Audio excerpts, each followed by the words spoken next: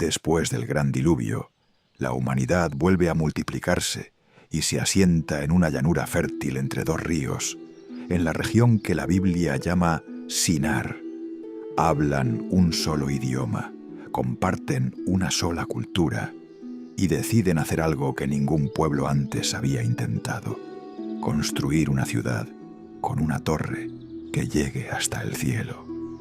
Génesis 11 lo resume en una sola frase que ha generado debate durante miles de años: hagámonos un nombre. Lo que comenzó como un proyecto de unidad terminó en la confusión de lenguas que todavía hoy divide a la humanidad en miles de idiomas distintos. ¿Qué pasó realmente en Babel?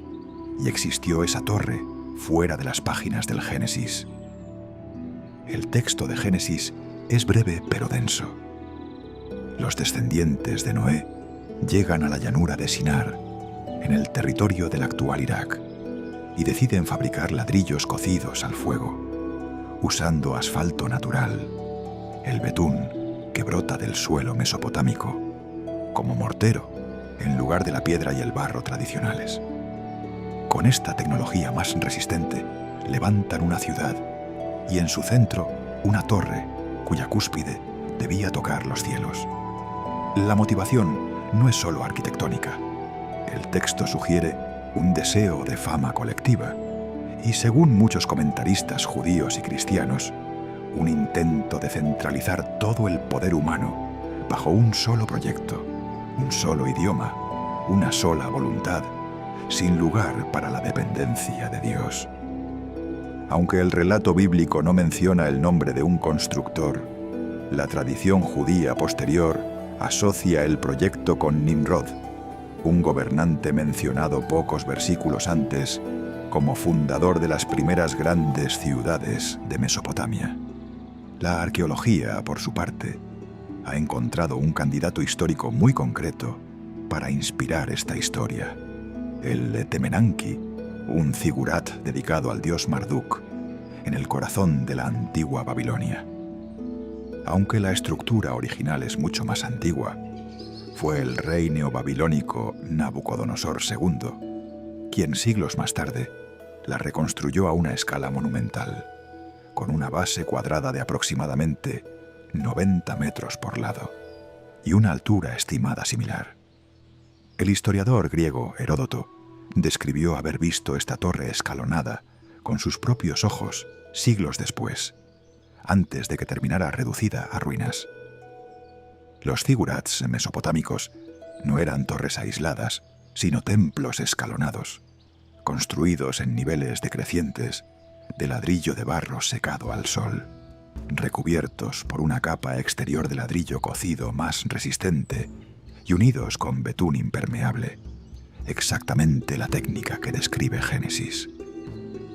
Cada nivel se alcanzaba mediante rampas o escaleras exteriores, y en la cima se ubicaba un santuario dedicado a la deidad principal de la ciudad.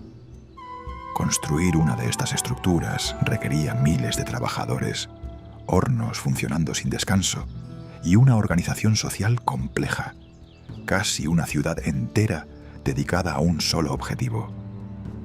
Esa escala de cooperación humana es precisamente lo que el relato bíblico parece señalar como el verdadero punto de quiebre.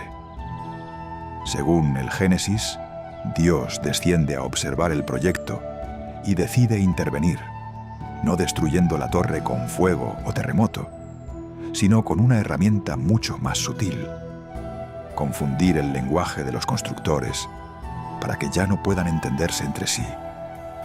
Sin comunicación posible, la obra se detiene por sí misma, y los grupos que ya no logran entenderse se dispersan por distintas regiones, cada uno llevando consigo una nueva lengua.